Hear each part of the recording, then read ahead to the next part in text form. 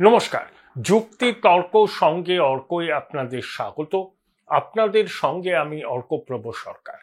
অবশেষে মুখ খুললেন নোবেলজয়ী অর্থনীতিবিদ নবদ্বীপর ডক্টর অমর্ত্য সেন বাংলাদেশ নিয়ে।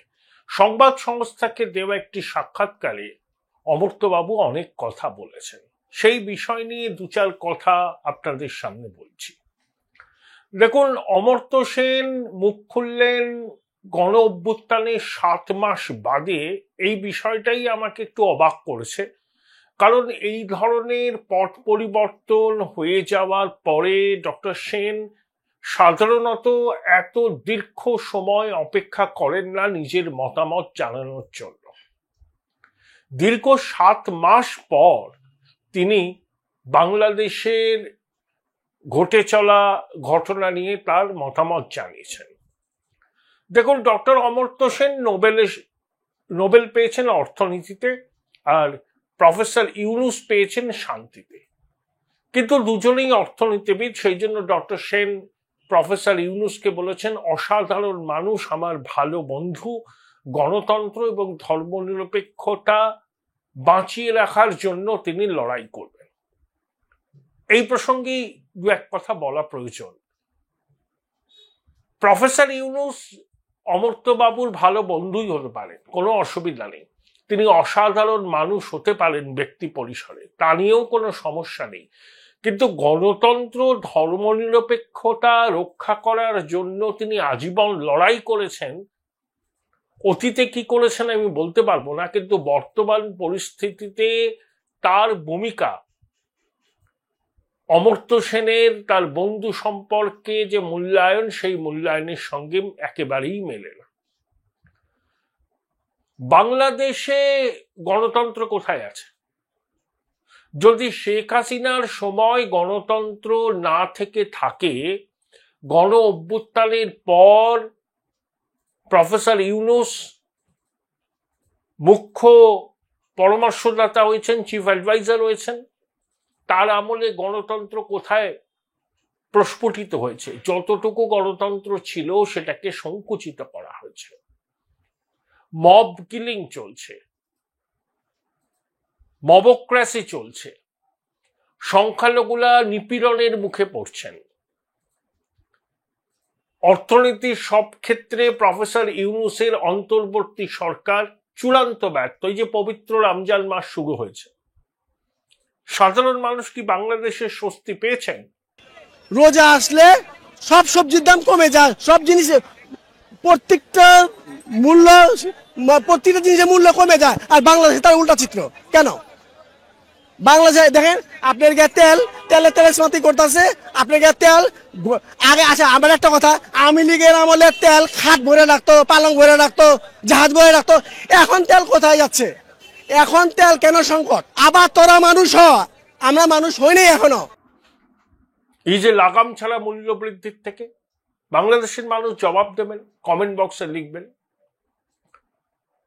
প্রফেসর ইউনুসের এই অন্তর্বর্তী সরকারে এমন এলিমেন্ট আছে যারা নিষিদ্ধ জঙ্গি সংগঠন হিজবুত তাহরিরের সদস্য ছিলেন। ইউনুসের এই সরকারের সমর্থক হচ্ছে জামাতে ইসলামী, যে জামাতে ইসলামী মুক্তিযুদ্ধ বিরোধী শক্তি, ঘোষিত পাকিস্তানপন্থী। তারাই রাজাকার আল শামস আল বাদারের এক সময়কার পৃষ্ঠপোষক, তাদের মেন্টার।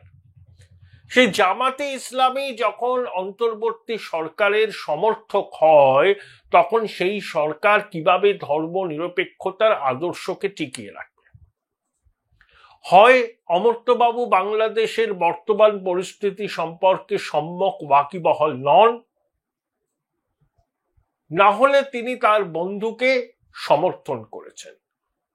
প্রফেসর ইউনুস অমর্ত্যবাবুর ভালো বন্ধু, অসাধারণ মানুষ হতেই পারেন, এটা অমর্ত্যবাবুর ব্যক্তিগত মূল্যায়ন, আমার বলার কিচ্ছু নেই। প্রফেসর ইউনুসের নাম আছে, আবার একই সঙ্গে অনেকে থেকে আন্তর্জাতিক খ্যাতি সম্পন্ন বাটপারও বলে, দুটোই আছে। যেভাবে বাংলাদেশের সরকারটাকে চালাচ্ছেন, তাতে ধর্মনিরপেক্ষতা, গণতন্ত্র, এই দুটো শব্দের কোনো মিলই নেই। এই সরকারে যারা আছেন তারা অনেকেই মুক্তিযুদ্ধ বিরোধী শক্তির অংশ, র্যাডিকাল ইসলামের ধারক ও বাহক। কত ঘটনা ঘটেছে। এই যে 21-এর বইমেলায়, সেখানে মেয়েদের স্যানিটারি ন্যাপকিন ডিস্ট্রিবিউট করা হচ্ছিল সচেতনতার জন্য, সেটা নাকি ইসলাম বিরোধী। তসলিমা নাসরিনের নিষিদ্ধ নয় সেই বই স্টলে রাখা হয়েছিল, সেখানে তৌহিদি জনতা হামলা করে। ইসকনকে জঙ্গি সংগঠন বলে দেখে দেওয়ার চেষ্টা হচ্ছে। মাজার আক্রান্ত হয়েছে 85টা, বাউল আক্রান্ত হয়েছে, সনাতনীদের ধর্মীয় স্থান আক্রান্ত হয়েছে, সনাতনীরা আক্রান্ত হয়েছেন। চট্টগ্রামের হাজারীগলিতে কি হয়েছিল আমরা জানি। চিন্ময় প্রভুকে বিনা বিচারে জেলে বন্দি করে রাখা হয়েছে। এগুলো কি অমর্ত্যবাবু জানেন না? উগ্র ভারত বিরোধিতার সুর। ইউনূসের সরকারের উপদেষ্টা ভারতের অংশ নিয়ে নতুন বাংলাদেশের ম্যাপ তৈরি করেছেন। সেই ছেলেটিকে এখনো ইউনূস অর্থচন্দ্র দেননি তার উপদেষ্টা পরিষদ থেকে, অর্থাৎ ইউনূস নিজেও এটাকে সমর্থন করেন।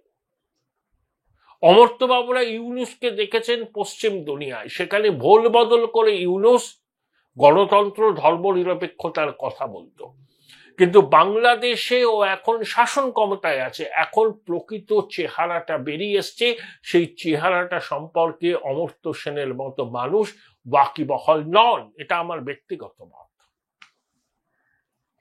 বাংলাদেশে নাকি উদার ধর্মনিরপেক্ষতার আদর্শ ছিল দীর্ঘদিন ধরে।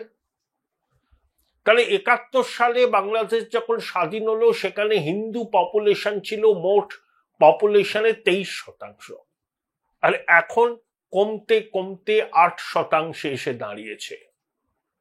তাহলে হিন্দু নিকেশ বা হিন্দু নিধনযোগ্য বাংলাদেশের স্বাধীনতার 53 বছর ধরে হয়েছে। 53 বছর ধরে লাগাতার হিন্দুদের উপর অত্যাচার হয়েছে, এথনিক ক্লিনজিং এর চেষ্টা করা হয়েছে। এখন তাদের পিঠ দেওয়ালে ঠেকে গেছে। আওয়ামী লীগের সময়ও কি হিন্দুদের উপর অত্যাচার হয়নি? অবশ্যই হয়েছে। শেখ হাসিনা ক্ষমতায় থাকার জন্য হেফাজত প্রমুখ দলের সঙ্গে সমঝোতা করেছিলেন, সেই জন্য ওয়াজ মাহফিলের রমরমা, সেই জন্য মাদ্রাসা শিক্ষাকে বিশ্ববিদ্যালয় শিক্ষার সঙ্গে সমতুল্য করা, সেই জন্য মডেল মসজিদ তৈরি করার উদ্যোগ নিয়েছিলেন Sheikh Hasina. Join Indian Institute of Hotel Management now. Right choice, right decision. অস্বীকার করা যাবে না। তাই হিন্দুদের উপর নিপীড়ন, অত্যাচার 53 বছর ধরে হয়েছে বাংলাদেশের প্রতিষ্ঠার পর থেকে।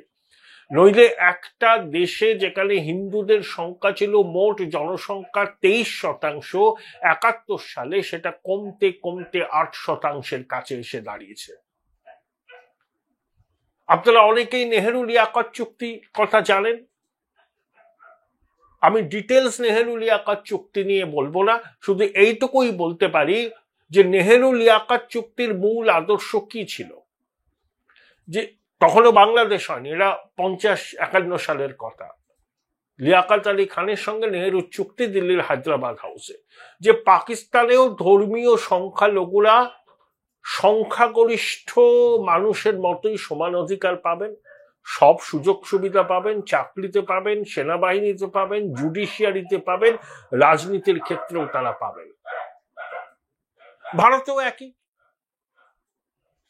এটা মূল প্রিন্সিপাল। তাছাড়া আরো অনেকগুলো ছিল, আমি নেহেরু লিয়াকত চুক্তি নিয়ে এখানে বলতে আসিনি। কিন্তু স্বাধীনতার 75 বছর পেরিয়ে গেছে দুটো দেশের, সেখানে পাকিস্তানে ধর্মীয় সংখ্যালঘুদের অবস্থা কি? কমতে কমতে কমতে কমতে তারা নেগলিজিবল অংশে পরিণত হয়েছে। আর ভারতে ধর্মীয় সংখ্যালঘুরা, বিশেষত মুসলমানরা, তারা মোট জনসংখ্যার প্রায় 18%। 20 কোটির বেশি মুসলমান থাকেন এই ভারতবর্ষে, বাংলাদেশের মোট জনসংখ্যার থেকে বেশি। এবং ইসলামিক কান্ট্রি নয় এমন দেশে ভারত হচ্ছে একমাত্র দেশ যেখানে মুসলিম জনসংখ্যা সব থেকে বেশি, ইসলামিক দেশ না হওয়া সত্ত্বেও। তাহলে নেহেরু লিয়াকত চুক্তি আমরা লেটার অ্যান্ড স্পিরিটে মেনে আসছি, সেই জন্য ধর্মীয় সংখ্যালঘুদের সংখ্যা বাড়ছে শতাংশের হিসেবে, আর বাংলাদেশ 71 সালে যা ছিল আর 2024-এ ধর্মীয় সংখ্যালঘুদের সংখ্যা মোট জনসংখ্যার কত শতাংশ সেটা আপনারা জানেন। পাকিস্তানেও তাই। তাহলে নেহেরু লিয়াকাত চুক্তি আমরা মেনেছি, অন্য কোনো দেশ মানেনি। তাই ধর্মীয় সংখ্যালঘুরা উদার পরিমণ্ডল কখনোই ছিল না বাংলাদেশে। এগুলো অমর্ত্যবাবুর ভুল ধারণা। গজদন্ত মিনার থেকে বসে এই ধরনের লেকচার দেবেন না, এতে হিন্দুদের ক্ষতি হয়, হিন্দুদের স্বার্থ হানি হয়। আপনার সঙ্গে বাংলাদেশের নারীর টান থাকতে পারে, বিক্রমপুর মানিকগঞ্জে আপনার অনেকটা সময় কেটেছে জীবনে। বাংলাদেশে কোথায় উদার ধর্মনিরপেক্ষতা, কোথায়? তাহলে কি করে কমলো হিন্দু জনসংখ্যা? এই জবাবটা এড়িয়ে গেলে চলবে না। এখন এই জবাব ভারতবাসী চায়, আমরা চাই। এরা হচ্ছেন ছদ্ম ধর্মনিরপেক্ষ। সেই ছদ্ম ধর্মনিরপেক্ষতার বিষয়টা প্রতিদিন সামনে চলে আসে। আর একবার অমর্ত্য সেন প্রমাণ করলেন তিনি ছদ্ম ধর্মনিরপেক্ষ। তিনি ধর্মীয় সংখ্যালঘুদের সাম্প্রদায়িকতা নিয়ে কথা বলেন না, চুপ করে থাকেন। কিন্তু সামান্য একটা ঘটনা যদি ভারতবর্ষে হয় ধর্মীয় সংখ্যালঘুদের বিরুদ্ধে, তখন তার লেখনী গর্জে ওঠে, তিনি বিবৃতি জারি করেন, এই দেশে আর থাকা যায় না। কে আপনাকে থাকতে বলেছে? থাকেনি বা কতক্ষণ? জামাতে ইসলামী আবার খুব রেগে গেছে অমর্ত্য সেনের কথায়। অমর্ত্য সেন বলেছেন যে বাংলাদেশের ধর্মনিরপেক্ষ গণতান্ত্রিক আদর্শের জন্যই নাকি জামাতে ইসলামী মাথা চাড়া দেয়নি। জামাতের আমির ডক্টর শফিকুর রহমান সমাজ মাধ্যমে অমর্ত্য সেনকে তুলোধনা করেছেন, বলেছেন ছদ্ম ধর্মনিরপেক্ষ। বাংলাদেশের বিষয় নিয়ে অমর্ত্য সেনের নাক গলানো উচিত নয়, কারণ তিনি বাস্তব পরিস্থিতি জানেন না। ঠিকই বলেছেন। জামাত তো ধর্মনিরপেক্ষতায় বিশ্বাস করে না। জামাতের ইসলাম সম্পর্কে যে মনোভাব, তাতে ইউনুসও খাপ খায় না, কিন্তু পরিস্থিতির চাপে ইউনুসকে তারা সমর্থন করেছে। জামাত মুক্তিযুদ্ধ বিরোধী শক্তি, জামাত সাম্প্রদায়িক শক্তি। তাই অমর্ত্য সেনের ধর্মনিরপেক্ষতার ললিত বাণী জামাতের ভালো লাগেনি। কিন্তু অমর্ত্য সেন বাংলাদেশে উদার ধর্মনিরপেক্ষতার আদর্শ দীর্ঘদিন ধরে বহমান, এটা কোথায় পেলেন? তাহলে 71 সালে সনাতনীদের সংখ্যা যেখানে মোট জনসংখ্যার 23% ছিল, 53 বছর পরে সেটা 8% নামে কি করে? এই প্রশ্নের কোনো উত্তর নেই। তিনি ইউনুসকে সার্টিফিকেট দিয়েছেন, অসাধারণ মানুষ, ভালো বন্ধু হতেই পারে তার ব্যক্তিগত পরিসরে, তিনি যেভাবে ইউনুসকে দেখেছেন সেটা বলেছেন। কিন্তু ইউনুস গণতন্ত্র ধর্মনিরপেক্ষতা রক্ষার জন্য লড়াই করবে, এই কথাটা অমর্ত্য সেন কিভাবে বললেন? তিনি কি খবরাখবর রাখেন না? গণতন্ত্রকে সলিল সমাধিতে পাঠিয়ে দিয়েছে ইউনুস, আর ধর্মনিরপেক্ষতা শব্দটা অন্তত বর্তমানে ইউনুসের অভিধানে নেই। তিনি ফেল স্টেট পাকিস্তানের হাতের পুতুল হতে চাইছেন। তিনি জঙ্গি জেহাদিদের মেন্টর হিসেবে আত্মপ্রকাশ করেছেন। নিষিদ্ধ জঙ্গি সংগঠনের সদস্যরা তার প্রশাসনে, তার উপদেষ্টা পরিষদে আছে। প্রতিদিন ভারত বিরোধী রিটরিক হচ্ছে, ভারতকে শত্রু রাষ্ট্র ঘোষণার দাবি উঠছে, রবীন্দ্রনাথকে মুছে ফেলার চেষ্টা হচ্ছে, জাতীয় সঙ্গীত বদলের পরিকল্পনা হচ্ছে, বাংলাদেশকে ইসলামিক রিপাবলিক অফ ইস্ট পাকিস্তানে রূপান্তর করার চেষ্টা হচ্ছে। এগুলো অমর্ত্য সেন জানেন না? সব জানেন। জেনে শুনেও তিনি কিন্তু এই মিথ্যে ন্যারেটিভ তৈরি করে সনাতনীদের বিভ্রান্ত করার চেষ্টা করছেন। ইউনুসের হয়ে তিনি ব্যাট করছেন এজন্যই কারণ ইউনুস তার বন্ধু। তবে একটা বিষয় অমর্ত্য সেনের মতামতের সঙ্গে আমি অন্তত সহমত। এখন সবাই শেখ হাসিনার জমানাকে পতিত স্বৈরাচার বলে। অমর্ত্যবাবু শেখ হাসিনা এবং আওয়ামী লীগের নাম করেননি, কিন্তু তিনি বলেছেন যে ওই সময়টায় বাংলাদেশ প্রগতির সড়কে হাঁটছিল, মাথাপিছু আয় বেড়েছিল, লাইফ এক্সপেক্টেন্সি অ্যাট বার্থ বেড়েছিল, উইমেন এম্পাওয়ারমেন্ট বেড়েছিল। অবশ্যই তখন অনেকেই বাংলাদেশকে ভারতীয় উপমহাদেশের একটা মডেল বলে চিহ্নিত করেছিলেন, কিন্তু বর্তমানে ইউনূসের শাসনকালে বাংলাদেশ 5 দশক পিছিয়ে গেছে। বাংলাদেশকে তার আগের অবস্থায় ফিরতে গেলে অনেক পথ হাঁটতে হবে, সেই পথ মোটেই সোজা নয়।